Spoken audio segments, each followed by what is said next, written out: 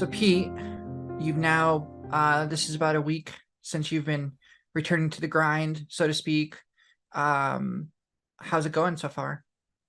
Yeah, I mean, I've yet to ramp up the volume in a serious way, but I've played a few sessions. I've been recording them. I streamed one yesterday, which you admitted you were like creepily just stalking me in without saying Well, hello. I didn't make a comment. I should have said something. I didn't. I I Yeah, was if it makes you feel any better, I had another screen open and I was doing something and I was listening to it. I wasn't like super that probably makes you feel it makes me worse. feel much But worse.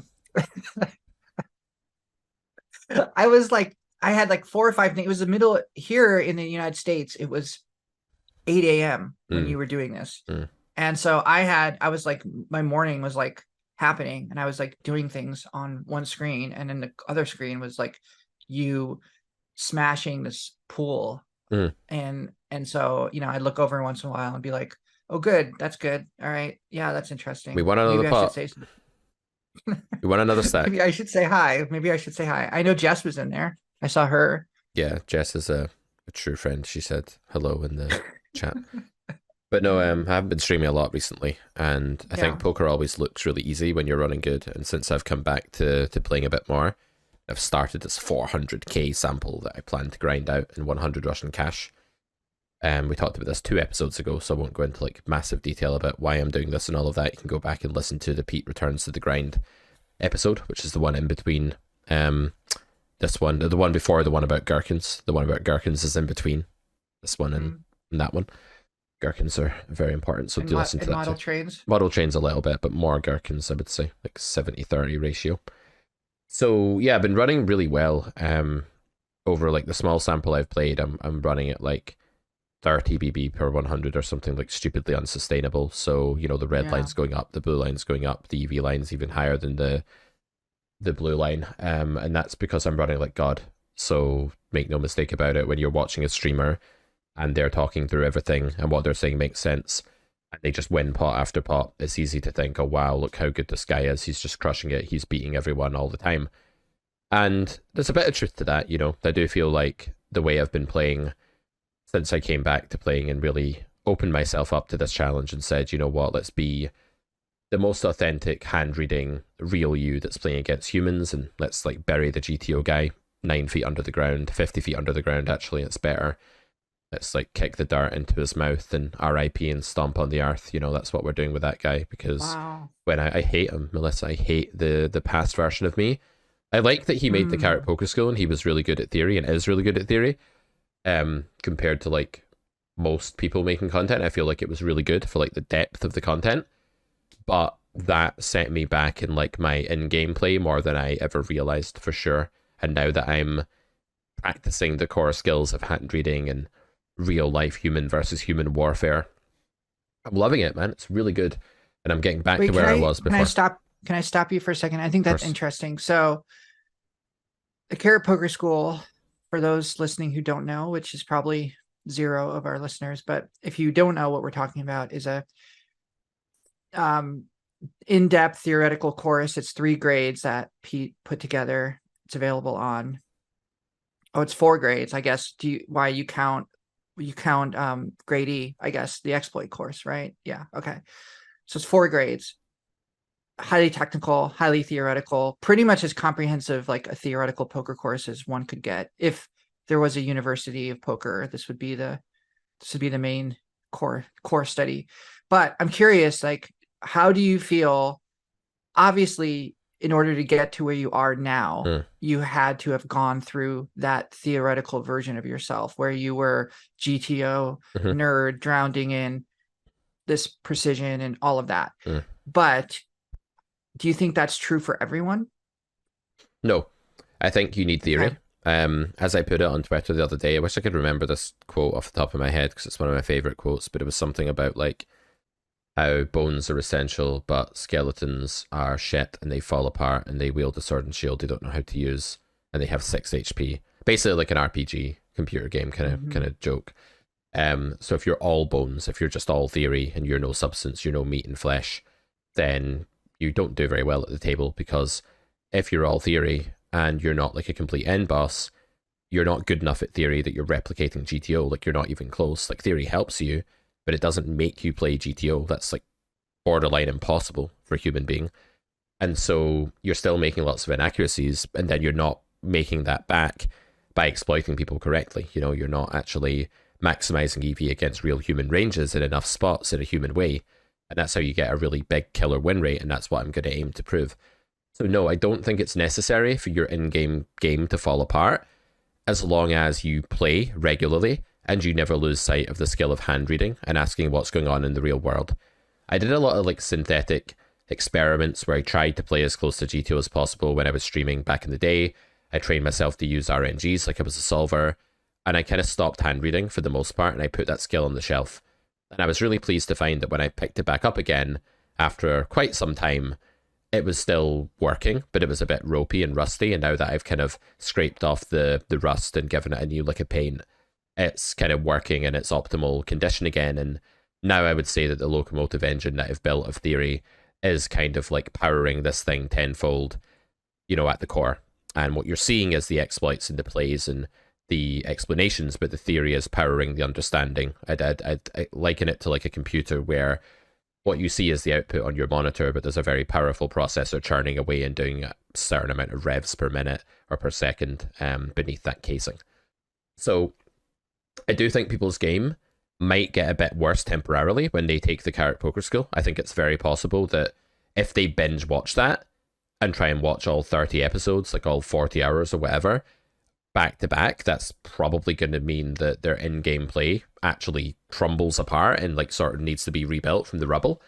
But sometimes you do have to knock something down entirely to build a good building. You know, if you've got like a piece of shit of a building from like the 1930s with asbestos in the walls, it's falling apart and like full of mold and shit, it's usually not a good idea to try and restore that, right? Like, what you really want to do is just knock it down and build a new build house or whatever instead.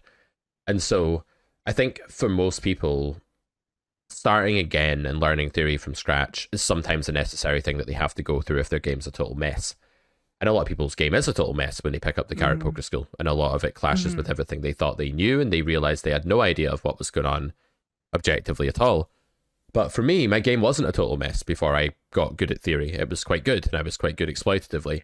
And my only regret is that I lost touch with that ability to know what people are doing, to figure out like their timing, to figure out their line, to get a sense of their true range, to pick the highest true EV line from my list of possible lines.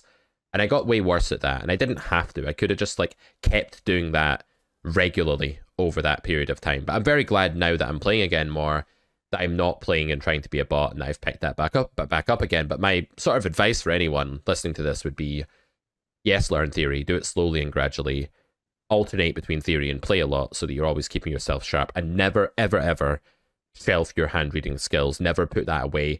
Never focus so inwardly and myopically on your own strategy that you forget to observe and exploit the strategies around you, because your EV comes from your hand and how you play it against your opponent's range. At the end of the day, that is the source of your EV. And if you start focusing on your own range, like, no disrespect to anyone who does this, but it happens a lot, and it's egregious. There was someone on the Discord server not too long ago that was saying, in this spot, I always check my whole range, and it was a spot where you should definitely have raises, right?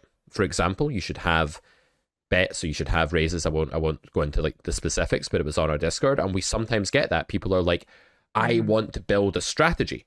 I want to construct this watertight objective thing that's comprised of my entire range. And I want to know that I'm playing my range in an irrefutable, balanced, impenetrable way. And that's to miss the entire point of poker, which is to take the hand that you have, sure, understand the backdrop, where does it fall into a strategy in theory, and why, and what is each player doing in theory and why, and how is the real world different, like, sure, build towards that. But above all else, what's the best thing you can do with this hand right now against the way your opponent's playing? That's what you should be focused on. Yeah, and I think that's definitely something I struggled with a lot when I first kind of started to learn theory, and was really, I have like a real love of like the intellectual side of the game, and I kind of got swept up in, oh wow, there's this whole theoretical underpinning to the game that is like like it all made sense to me. It kind of clicked. It felt like it was kind of the passcode to like the higher level of poker. Like I had just found the key, but it was also something that I could in my own brain like constantly kind of chew over, and it just gave me this kind of like really rich world to think about and to play in. And then you get into the real world and it's like that doesn't work. It just doesn't work. And my like I said, I continue to struggle with this where I am like way too theoretical in spots where it's just not useful. It's just not what's happening in the real world, as you said. Mm. Like it's just not what humans are doing. And I've gotten a lot better at kind of adjusting and making those deviations and being aware of it. But it's hard because it is so seductive, especially once you start seeing things like, oh, wow, the solver is like over betting here. And over betting in live cash is awesome because you are like, it's like the equivalent of like, throwing cold water or something on someone because they're Mm. just like you can see their opponent just like Mm. you can see your opponent just like stiffen up and like they just like straighten up and all of a sudden it's like fight or flight, and like putting them in that mode and knowing that you're in control of like understanding that theoretically this is like something you can do is like it's really powerful. And I think seductive is the right way to think Mm. about it. But there is a real it's like a drug, right? Where there's like this real, you can get addicted to it, Mhm. and you can get addicted to playing theoretically in ways that hurt you, Yep. and like everything you were just saying. So yeah, that's a constant adjustment for me. But I noticed in your live stream yesterday that I did watch, I noticed like there were a lot of points. It was really fascinating to listen to you think out loud and kind of work through these tough spots. And the hand of the session, in my opinion, was the pocket tens hand. And I know you mentioned in the stream that you might make a YouTube video Mhm. about it. I don't know if you still think you will, Yep, but it's coming out on Friday. It features, it's not the oh, only good. hand, but it is one Okay. of the hands in that video that's coming out this Friday, the 24th. Okay. So can we talk about that hand a little bit? Yep. Um, It's for literally the playing audience, against because it was children. just so awesome. It was so cool. I just pressed play there on that Okay. video I recorded this morning, Well, and the start, obviously we're gonna have to describe it for the listeners. yeah, absolutely. But the start of the Okay. video, it just said, I don't know if they heard or you heard, but I said literally playing against children. It's what I just said there. And I thought I'll start the video with that. It was like a quote that happened just before one of the hands. But it was quite a funny quote, I think, because that is actually how it feels sometimes playing this game, because it's not the strongest 100 NL pool in the world. Like, there's some okay regs, but there's definitely a lot of weaker players as well. And sometimes, like, I guess now that I've unlocked my hand reading ability again, I've got that back and I've combined it with the theory, and everything feels like it's falling into place. I do feel at times that I'm in like a boxing match against a 4-year-old child or something like that, which is kind of fun. That's a great feeling. But yeah, this tens hand is pretty interesting. So yeah, we have pocket tens on the button, and I don't normally like make such a big deal of a hand, and nor do you, right? It's very rare that we talk about like one exact hand at the start of our call, but this is the kind of hand that only comes up like once every few months, and when it comes up, it's like a real example in thinking outside of the box and like really hand reading, I think. And you can disagree with me about this hand, guys, if you want, if you think I'm wrong here, because it is a bit of a, it looks quite superficially insane, like what I do here. But anyway, we have 10 of diamonds, 10 of hearts on the button, and the cutoff goes ahead here and 4-bet and opens, and we 3-bet and cut off 4 bets to 24 big blinds. We have 175 big blinds. We've been 4-bet button versus cutoff, so obviously we call the 4-bet. The flop comes queen of spades, 8 of hearts, 3 of spades, so we don't have a backdoor flush draw with our 2 tens. We do have one of our tens blocking a backdoor flush draw. And villain bets quarter pot, 14 big blinds into 50, somewhere around quarter pot. And we call with a pair of tens on queen 8-3 with a flush draw that we don't have the backdoor of. Turn comes to jack of hearts, so it's 3 of spades, 8 of hearts, queen of spades, jack of hearts, double flush draw. And we have 2 tens, villain checks, and we check back. My thoughts on the turn were just, I don't think this will be a bet very often in theory. It looks like a bad SPR to reopen the action with redraw. We have a straight, we have a gutter here. So I don't see why I would really bet this spot ever. Some spots you can reopen for tiny sizing when you're getting a lot of denial, like on a low board. But here it's like way ahead, way behind, right? Because villains either got a hand that's crushing us already, or if they have like ace four suited, then they're just dead. They can have ace king, sure, but that's like the only hand I'm that interested in betting against, and it might bluff raise me, which would suck. So I check back. The river's the king of hearts, so it's 3 of spades, 8 of hearts, queen of spades, jack of hearts, king of hearts. The heart flush draw gets there. We do have the 10 of hearts. The 10 of diamonds is our other 10. And villain tanks a little bit and then bets 47 big blinds into 78. So he's gone for about just under 2/3 pot here, about 64% pot, something like that. And my thought process in the hand was really quite, it flitted between like quite a few extremes. Like my initial impression was just like looking at the data point of there being 3 broadways out there and me having an underpair and just like, this must be underbluff because it's triple Broadway and my hand's terrible and I should probably fold. Like my initial reaction, I think, is I just go, oh, this is like probably nothing I can do sort of reaction. Then I start thinking, I'm like, what the fuck are the bluffs? And then I say, well, the bluffs are like ace 5, ace 4. And I'm like, hold on a minute. Those hands probably get to the river at a really high frequency because it's all too natural to 4-bet them pre-flop. This is a decent reg, by the way. C-bet flop with them and then check the turn because you don't want to bet ace 5 of diamonds on 3 of spades, 8 of hearts, queen of spades, jack of hearts, right? That's not a turn texture where you can get away with just betting naked ace high out of position. It's just a give up in theory. It's not a favorable world and you have a trash hand, right? So CPS would say, Carrot Poker School would say that's a give up.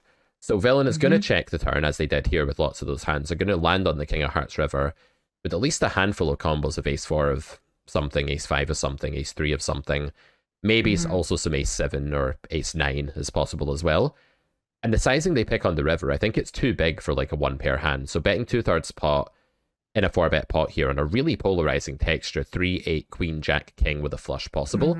I just don't think, and Solver confirmed this later, by the way, I don't think ace, king, or aces can really bet big here. Those hands are just betting small. In fact, villain's only sizing in GTO when I looked it up later is small.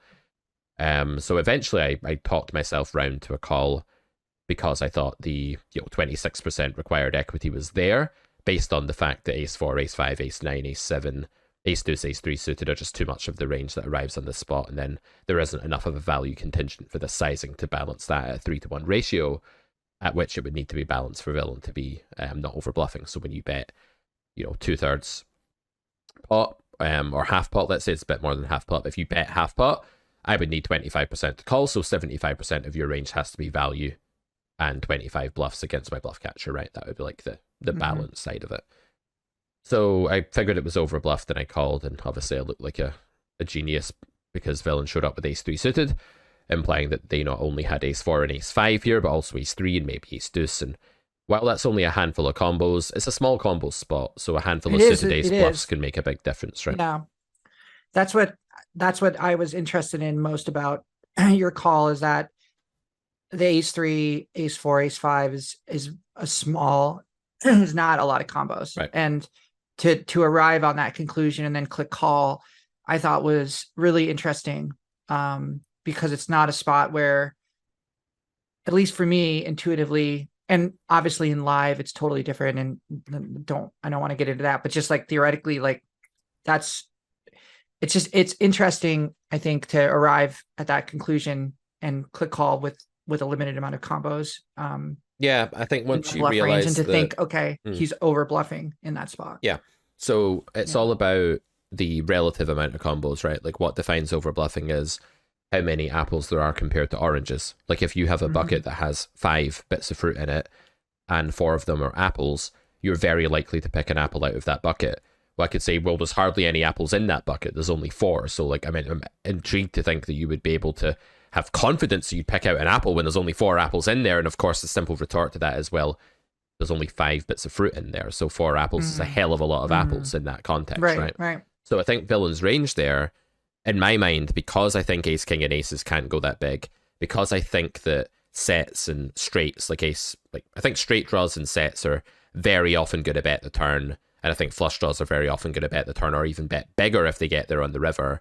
I feel like the value hands are also massively discounted. In fact, I can't even think of a single value combo that plays that way that it's really natural to bet 2/3 pot with. I can think of combos that's natural to bet smaller with. And had villain bet a third here, I'd probably just have folded, to be totally honest with you. Yeah, I was going to ask that. Yeah. Which is counterintuitive, right? But like, I think Yeah. what villain's done here is picked a sizing that is somewhat of a no man's land, in my opinion, where there aren't coherent value combos fitting into that sizing. Because if I've rivered a flush there, I know my instinct is to jam for 2x pot, right? I know that's what I want to do. And if I've rivered, like, I don't know, a straight, I feel like I might bet bigger as well if I had ace 10 of clubs there or something like that. And I think if I had aces or ace king, I would just be blocking. So 2/3 pot just struck me as like, this is very peculiar, but very natural for like an ace 4 that's just unwittingly bluffing. And the thing is, I need a quarter of the pot. Like, okay, a bit more. I need like 27% of the pot to call.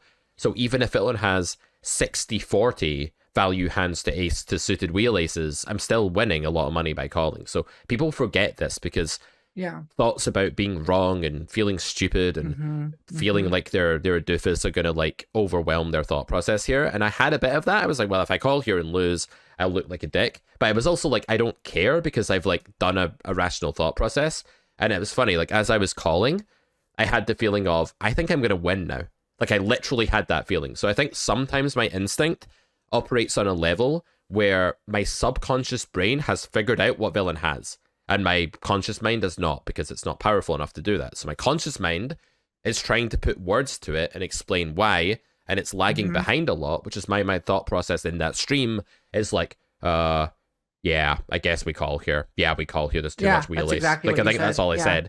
But in my head, I'm doing all this other stuff as well. But then I think it's really just the subconscious that's like, you're going to win, Pete. And when I have the feeling of I'm going to win when I'm bluff catching, I almost always win. Sometimes I have a feeling of I don't know what's going to happen. And then sometimes I win, sometimes I lose. When I'm playing badly, sometimes I have a sinking feeling of I am losing by making this call and then I lose. But most often I just don't know what's going to happen. But sometimes I just get this like very astute sense that whatever patterns have gone on here, whatever the timing and sizing and texture is, humans are just way over bluffing the way they've played the spot. And something in my head just told me that was going on and I trusted it. And then later, I think I was able to rationalize it. But I think so much of making good calls in overbluff situations is to forget the hell about the strength of your hand, man. Like, just let go of that. So many poker players are shackled to like, oh, you can't call that. That's a terrible call. Like, I know for a fact that all of the chat pros would be going lol, lol, lol, lol, lol in the chat, you know, had I called and lost there. Let's say I call and I run into like a flush. Like, they're just going to be like, what a stupid call. Oh my God, this guy says he's a coach. And then if I win, it's like, genius call. What an amazing play. And it's just like such bullshit because like, it could have gone either way. If I'm winning 40% of the time, it's a printing call. So that is the element of poker that people need to forget about. They need to forget about the result of one hand. Like, yeah, I won there. It felt good. It made me look like a genius. But that's not what's important. What's important is the thought process. And they need to forget about their absolute hand strength. Like, you're facing a polarized action. You're facing a human who's telling you that they either have a good value hand or a bluff. So it doesn't matter, particularly, there's some blocker stuff going on here, right? Like between whether you have tens, the underpair, or whether you have ace queen, which is second pair top kicker, or whether you have king jack, which is two pair. Like, these hands are all pretty similar against the big sizing. And so while there'll be small blocker, you know, fluctuation there in GTO, that's not what dictates whether you should call. The only thing that matters in terms of whether calling is winning or losing is what the human's real range is and whether they're over bluffing or under bluffing. And if you can figure that out, then to hell with like what your exact combo is or how far up the hierarchy of your own range it is. Like, what the hell does that mean? Like, let's say that you've got an arsenal of weapons. You've got a pistol, a rifle, a bazooka, a rocket launcher, a grenade, a nuclear missile, and like someone attacks you. And that someone that attacks you is like a small, pathetically weak alien with a twig that doesn't understand the might of human technology. And he hit you with a twig. And you're like, you grab a weapon from your shelf of weapons and then you can't access the other ones. And you've only grabbed a pistol. And you're like, oh no, I can't fight the alien with the pistol because I could have had the rocket launcher or the bazooka or the grenade. And it's like, all of your weapons are sufficient for beating this puny alien with a twig. And all of your bluff catchers are sufficient for beating a range that's over bluffing. So stop looking at your absolute hand strength as if it matters when you're facing polarizing actions. Okay, now Melissa, let's go to you. Sometimes in the live arena, where people are so merged and so like full of like polarization mistakes, it Yeah. might actually matter which bluff catcher you have. You might get to the river Hmm. with a hand you think is a clear bluff catcher, and you call, and villain has like a slightly bigger small pocket Yeah. pair for no reason, and you lose to emerge, right? So maybe in your arena it can matter a bit more. What do you think? Oh, absolutely. No, I think it can. I think it's difficult because your analysis, a big part of your analysis was on that hand is, villain's bet sizing is no man's land. Yeah. And that is suspect.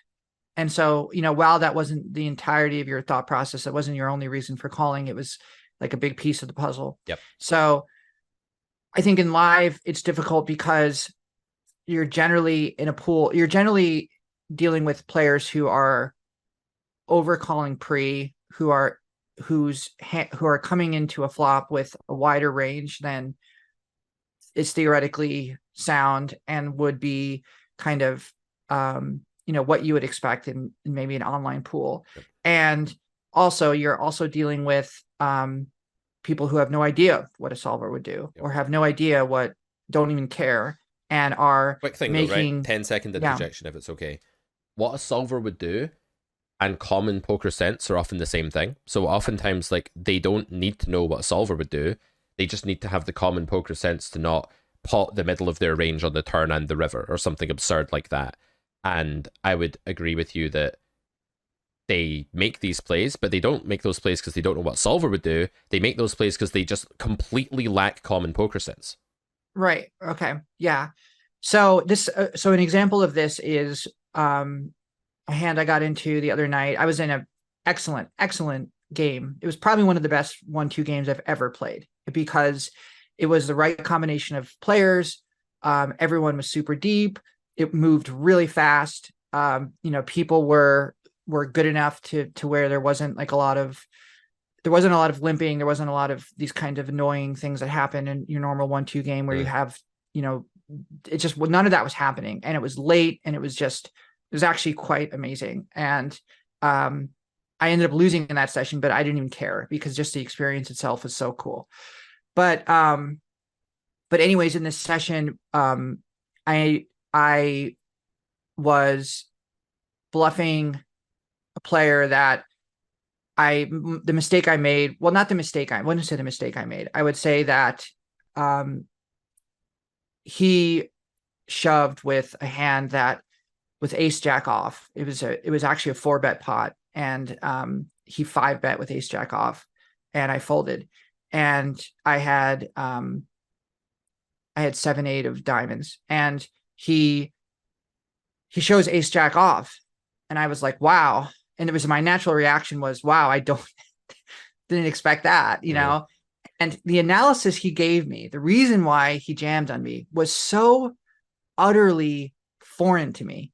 It was foreign to me. I mean, it wasn't foreign in the sense that we're both human beings and I understand the language that human beings use when they talk, but it was foreign in the sense that his thinking was so so he says to me, well, I thought that if you were really strong there, if you had aces or kings or queens, you would have just flat called because you would have wanted to kind of get me into the pot, and you would have wanted to disguise the strength of your hands so that I wouldn't fold. You would have wanted to drag me along a little bit. And so when you raised, I thought, okay, she's probably bluffing. And I thought to myself, God, like it just didn't occur to me that anyone would ever interpret a 4-bet as a bluff, because if they were really strong, they would have just flat called. Like, not in no world did he think, okay, this is, what is her 4-bet range here? It was just this kind of, and then he could see that I was dumbfounded. And I wasn't trying to be, cruel or snobby or anything. But I was truly he must have seen the look on my face, which was naturally just wow. And he was and then he started making all of these, oh, well, I just had a read on you, blah, blah, blah, this and that. And so I just said, okay, no problem. But he had 3-bet with ace jack off. And so he clearly thought it was a good hand in the situation before I 4-bet. But my and I understand that we've talked a lot about, my tendency to kind of apply pressure in spots where I shouldn't be applying pressure, and that I should not be as aggressive as I am sometimes. But for whatever reason, I don't hate my raise. I I hate my thinking because I didn't again, I fell into the theoretical trap of the 4-bet range and thinking, okay, this is an opportunity for me to 4-bet here, whereas he was just thinking purely in terms of live players want, do things like disguise the strength of their hand. Live players do things like they're really strong, they don't want their opponent to fold, so they just call, things like that. Yeah. And so that was just an example of like the difficulty and the trap of being too theoretical and not paying attention to actually what's happening in the real world in Yeah. front of you. I think you've probably even deviated slightly by 4-betting that hand. Is it 8-7 or ace-7? I'm sorry. Was it 7-8? Yes. Yeah. Yeah. Yeah. So you probably deviated slightly. It's not gonna be like a terrible 4-bet, but like GTO's not gonna 4-bet it. No. I understand that. Right. But and then yeah. I'd say in general, like my advice when you're playing against weaker players, which is like everybody for the most part in your game, is that you should play pots with them. You shouldn't blow massive pots pre-flop with speculative hands by 4. You can 3-bet to isolate them. That's a different thing. But when you're already one-on-one with them in a 3-bet, what's going to be a 3-bet pot, 4-betting is generally something that will yield less fold equity because a weaker player's 3-bet range. Now, I can't speak for all weaker players, right? Maybe this guy's different, but many of them are going to be a bit too tight with their original 3-bet. They'll happily call 4-bets just to see the flop because, they've waited around to play this hand for an hour. Now they've 3-bet. Now they're not going to fold to a 4-bet. So I would say, like, while weak regs overfold to 4-bets and 4-betting's great against really timid players and weak regulars, against, like, recreational players of the level of this guy, whose logic is clearly, like, completely absurd, they're going to over-defend against 4-bets, but they're going to play really badly in 3-bet pots. So you're probably better off. I mean, 4-betting to then... Like, if you're deep enough, 4-betting to then just apply pressure and make them fold is probably really good as well. So I'm not at all hating on your play. Like, it might be fine. Right. But when they can reopen for jam and you think that's going to happen a lot, or when, like, the SPR is smaller, you're probably better off just, like, playing lots of pots in position against them and using that sometimes skill edge. Sometimes I'm right on the edge where I'm thinking it's possible that they could jam on me. Yeah. But the SPR is such that it's not a sure thing. Right. It's not. I'm not doing this. I'm not doing this if he has $100 behind right. or something. Yeah, of course. And so this was, like I said, everyone was super deep. Yep. He was super deep. Yep. And so, we're playing between 500 and 700 big blinds deep. And it's like, there's room there. Yeah. Right. And I feel like that's where, like, everything you said is completely true. And I'm not saying that, I understand it was a deviation, but if I got him to call and we play a 4-bet pot, that's an advantage to me. And if I get him to fold, that's great. But of those 3 options, fold, jam, or call, like, jam's a possibility, but it's not a sure thing. So sometimes sometimes I feel like it's close. That's kind of where I was on that. But it was more the sense of, like, if I had thought through it and I thought, okay, I didn't really know this player that well. I mean, I'd been watching him play for 3 or 4 hours. And so I understood where his skill level was. It wasn't like it was a surprise that he turned out to be, have this kind of, well, it was a surprise actually a little bit, but it's not like I thought he was better than he was or worse than he was. I kind of knew exactly where he was at. And so I felt like that the call, like you said, to play the 3-bet pot would have been the right move with that hand because of the skill edge on a flop. And in previous hands, I mean, this was the kind of guy who, if there's anything on a flop in the 3-bet pot, because I'd gotten a 3-bet pots with him before. If there's anything on it, if the flop was anything that, gave me what would be called like a stereotypical kind of range advantage, ace, jack, something like that, 2 broadways, then he just folded. Like, a lot of times he folded before I even put chips in the middle. Like, he would just see me start to reach for my chips and he'd go, don't worry. He goes, just don't even load the gun. And then he would just fire and just fold. Yeah. which in a weird way annoys me. I don't know, I shouldn't say this, but it annoys me because it's like, why did you even call? Like, why are you even here? Like, Well, it's just like, I mean, there are I don't there are know. flops. I'm not like going to defend this player's logic or anything like I that, get of it. course, Yeah, but I no, guess there are yeah. flops that are so outrageously bad for your hand. Like if you call a four bet with sixes and the flop is king queen ten, like yeah, you're not going to be And I loitering in that appreciate that hand. he wants to speed the game along, and I get Mm. that. And I do appreciate that. But there is a level of like, I don't know. Well, I don't know. I think it comes Just back to this thing that you want to feel like you're a poker athlete competing against other athletes at a high level, and you want to feel like you know, you're taking this game super seriously. You're in love with this game, as we established last time. yeah, Like some old men are in yeah, love with toy trains. You know, you're in love with poker, or that yeah, I'm in love with yeah, gherkins on a burger, quarter pounder yeah, to be precise, from McDonald's. Other burgers are available, but you know, we have this idea that like there's a real appreciation, right? So with that tens hand, there's something really nice about it in the sense that that's two regs battling and it's like high level ish poker. It's not like the highest level poker in the world. Of course, it's 100 NL. It's not like it's high stakes, but right. compared to like a 1-2 live game, it's like a fairly, you know, high Yeah, level thinking matchup, you know, reg on reg in a game like that. Even if one of the regs is stronger and is like, you know, playing the pool to farm a sample or for coaching purposes or whatever, you know, anyway, I digress. The point is that there's real fun merit to playing these like reg battles, these intellectual battles, yeah, right? And I think like one yeah, thing that's pissing you off would be you're playing in this game, you're studying really hard, and then the people are just like, oh, I just fold before you've even bet. It's almost like they're devaluing the game to you or something, or you feel like I said at the yeah, start of that clip, I feel like I'm playing against children. Like when you feel like you're playing against children, it's kind of like, well, is that really as enjoyable as beating an adult? Like probably not. So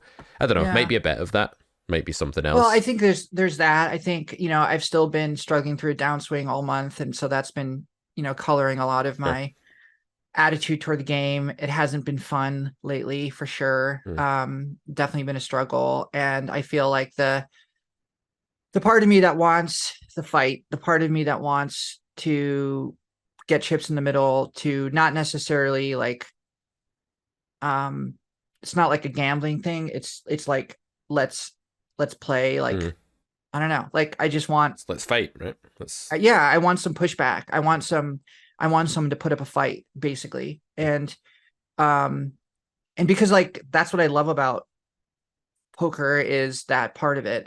And like it's nice obviously to run good and have it be easy, Mm, but there's a middle ground where when it's not easy and it's not super hard and you're not just getting coolered all the time mm, and you're not just like it's not like nothing's working, but there's this middle ground where it's like you're not being handed everything, and so you have to figure things out, and at the same time your opponent is not being handed something mm-hmm, everything, so the two of you are kind of in this arena, and that to me is like the most perfect world. Like that's the sweet spot where nothing replicates that in any game, in my opinion, mm-hmm, at least that I've played.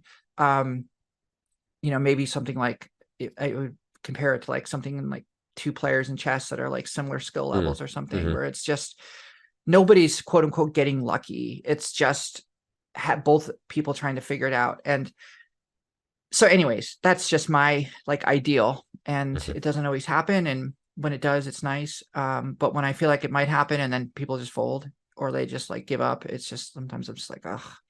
But um but anyways, I think I watching your session again and comparing it to my world, it's it's difficult because I think I actually watched a live, like a vlogger that was, playing live, and Mm, I don't think this is like typical to one like individual vlogger. I think that all live vloggers kind of have a similar type of way of interpreting the game, which is very much like they talk like live mm-hmm, players. And for me, I think that's like less interesting. And mm. so I'm naturally like, there's a part of me that I don't want to think like that. Is that a But I poker think insult? You talk like a live sometimes you player? have to. No, I just think it's not my natural instinct. Yeah. But I think like sometimes you have to. And I Mm. think there's something to be said for that, for sure. 100%. Yeah, no, I think the live vlogging community they have to make their stuff intelligible. Like if they're bringing out Pile Solver and getting lost in analysis for 18 minutes on one hand, they just lose their audience, right? And the Of people that want to course. see Yeah. that are watching Carrot Corner or something else, or Run Right. at Once Right. videos or something.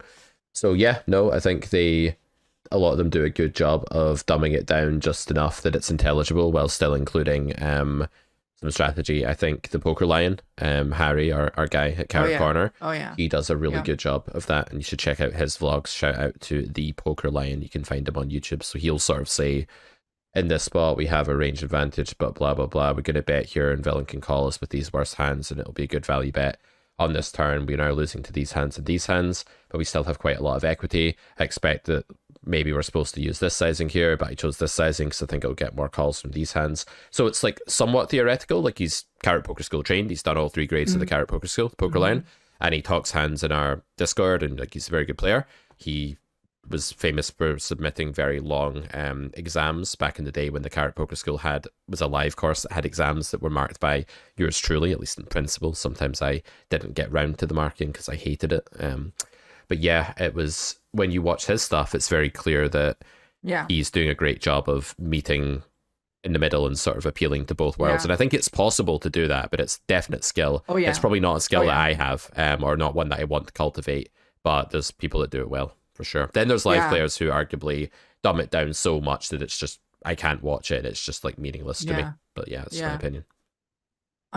Yeah, I think that that's a skill that I'm still working on, and when it works, it's nice, but I think that I definitely struggle with it. And it's like, every downswing is there's yeah, the variance and all of that, the coolers, and that's a huge part of it. But there's also mistakes Mm. that you make and that are part of it are in the mix. And so I think that there's a lesson in every downswing, and the difficulty is identifying it, because there is a lot of noise. Like there's a lot of noise where you forget all the hands where you didn't hit your flush. You forget all the hands where, you maybe had, a lot of equity on the flop. And then, I mean, the amount of times I've lost in the last month, to opponents with 17% equity on the Mm. flop, like they have less than 17% equity on the flop, is insane.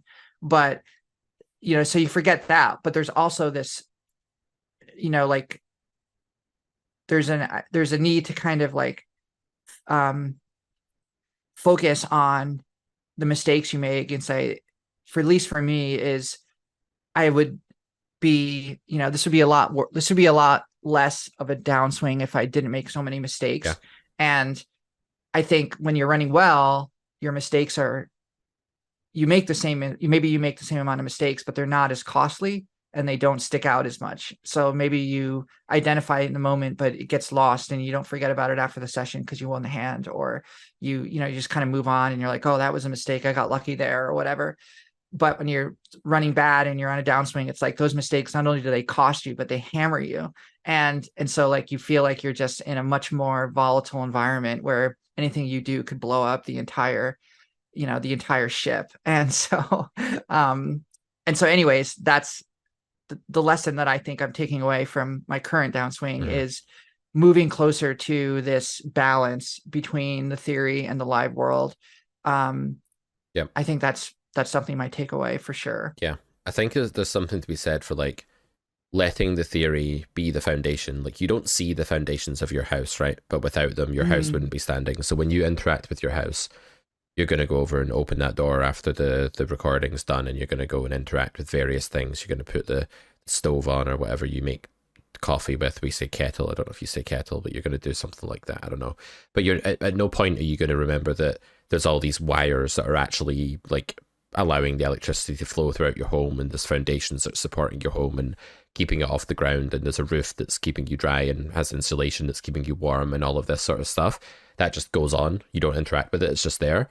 And I think the better you get at poker theory, the more the theory moves from conscious competence to subconscious competence. And then it becomes like the wiring of your home or the foundations on which it's built, where you kind of interact with a hand, and your conscious thought process when you get to a certain level, it's all about hand reading and how you think people are going wrong, and what you can do to exploit it, and what little bet size tweaks you might be able to implement and things like that. But at the whole time, behind the scenes, behind that curtain, backstage, your theory understanding is still running the show and still allowing you to get your bearings and see where you are in relation to theory. Is always a reference point that's there behind the Yeah. scenes. So I think that's where you want to get to. If you're constantly processing theory consciously and you're saying, oh, this is a 67% EV world for me in pot share, and Right. these hands would bet at this frequency. It's just like you're trying to turn yourself into like a computer. You can't do that. So Yeah. let the theory be a feel thing. Let it be like a Right. base level understanding, and your conscious thought should be the forefront of your exploration. It should be you and your opponent's range, and you figuring out how to defeat your opponent's range in the best possible way. Yeah. Yeah. I like that analogy a lot about the wiring in the house. It's so before we recorded today, um, I sent you a message and I was running a little bit late and I said, I'll be there in 7.5 minutes. Yeah. And you were like 7.5. And it's funny because like you would never say that. Like I did it as a joke. I don't normally talk like that, but you would never say that to someone. Like if you said like, okay, like I'm running a little late, like I'll be there in exactly like 7.2333 minutes Yeah. or something. Yeah. Like that's insane. But theoretically it's true. Mm.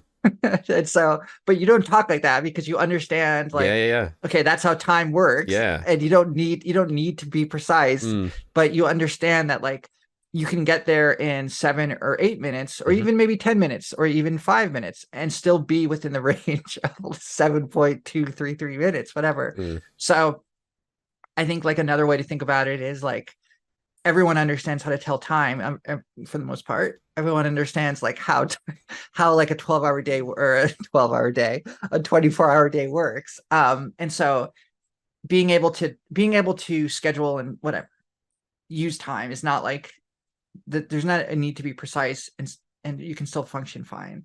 You're alienating the people who can't. No, let me put it more woke. You're alienating those who prefer not to try to learn how to tell time. You're alienating them. You should be including them in this subject. No, I agree with you that. Yeah, I do. I have time privilege. You are privileged. I acknowledge that. Yeah. Although definitely. I think like plenty Gen Zs can't look at an analog clock and tell time now. Like it's actually a phenomenon within the Gen Z population that they're so used to digitalized time that if you show them like an old school clock, they're like, I don't know what that is. But they know what it is, but they don't know how to read it. It's like us trying to read like a, I don't know, like a, think of like an abacus, like looking at an abacus and understanding I was just what going to it's say that representing. Yeah. You have the abacus in CPS. You make the abacus reference in one of the videos where you're like, oh, it's like an abacus. Nobody knows what that is, but yeah.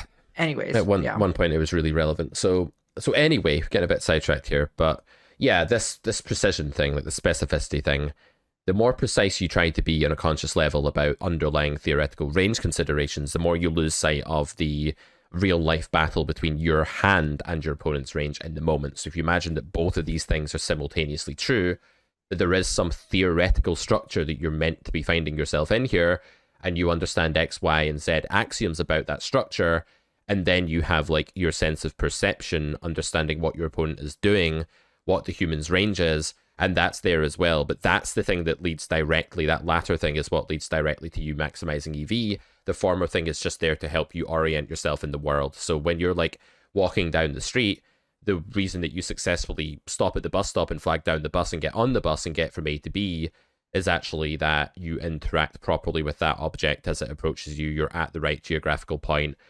The devil's in the detail there, right? If you were a meter down the street, the bus wouldn't stop for you. If you were flagging down a car, it wouldn't stop for you either. If you had left the house at a different time, the bus wouldn't be there. So there's all these variables that go into it, and you have to get them right.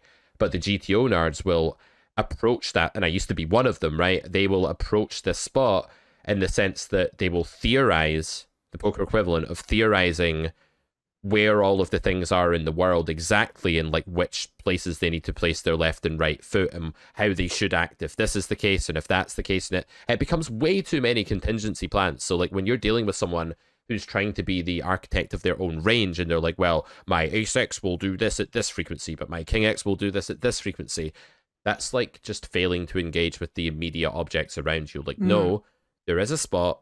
There are things that are true of the spot. The opponent has a range share. It's not the same range that you've studied in the solver. There are things that are different about it. Learn what those are and act and find the right line. And don't worry about whether you're over bluffing or under bluffing or over calling. If you actually back yourself as a poker player, here's the thing, right? If you back yourself to be a competent poker player and to be able to compete against the people you're playing against well, then try to figure out what they're doing and get the upper hand. Don't retreat into the fortress of balance if you think you can beat a game, because if you can beat a game, you should be way better than the opponents, because you have to beat it after rake as well, don't forget. And then why the hell are you retreating into like a fortress where you try and hide behind your own range when you could be engaging with what their range is? So I think there's a time to be specific and there's a time to be general and subconscious. And the time to be general and subconscious is when you're just orienting yourself in the poker climate. You're like, oh, this is blind versus blind, wide range spot where I can play a mix of B33 overbets and checks as my strategy. Like that's like your general understanding. But then when you go, okay, my opponent's a timid reg and I have a gut shot, overbet's the best play, I'm going to do that. That's you actually maximizing your EV, and that's when it's time to be specific. You don't need to go any further down the theoretical path than just saying, this is the spot and this is roughly what I know about it. Let's move on. You need a general overview of that at the most. Yeah. Absolutely. I'm curious what your thoughts are on, you see players in low stakes games. It is not unusual to see them playing like 90% of hands, right, to just almost being in every pot. So looking at that as saying, okay, this person's playing nearly every pot. They are obviously going to be incredibly wide. So the default for a lot of live players is they could have anything here. And I think that that's true, but it's also, it's true pre-flop, but I don't think it's true once there is some poker to be played. So like once you get further into the hand, I think they condense pretty, like they play pretty face up, I guess you could say. So like you could think, okay, they're starting incredibly wide. So maybe on a flop of, in a single raise pot in a flop of 8 deuce 9, where, a solver would look at that and think, if it's a single raise pot and, you're the pre-flop raiser, that, one of the options is a big bet. There is a possibility that they have 8 deuce or there or something. There is a possibility that that's there, but it's one part of a part of a range.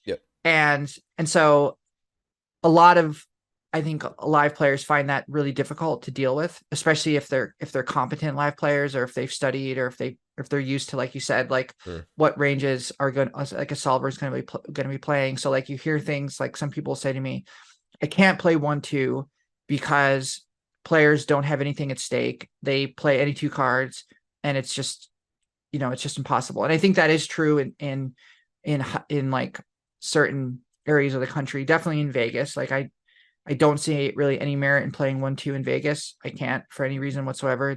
But I think outside of Vegas, it's really maybe the only game running, or it may be the only thing below like a 5-10 or something. So you're not going to get a 2-5 where it's like the sweet spot. But anyways, I'm curious as to your thoughts to that kind of phenomenon. Well, I'm sitting here and I'm like gradually trying to calm myself down so that I don't say something like wildly nasty to the people that have that thought, because I think it's actually the opposite of what you said. I think it's only incompetent players that worry about their opponent having a really, really wide range that's impossible to nail down, because the thing is, you're not trying to put people on exact combos. You're trying to put people on proportions of different types of hands and how those proportions weigh up against one another, buckets, if you will, right? So if you have an opponent that calls 100% of hands out of the big blind, apart from like the top 10%, which they 3-bet, let's say, and you go to the flop of 8-3 deuce, this guy's range is awful. Like, it's so weak, and all you need to understand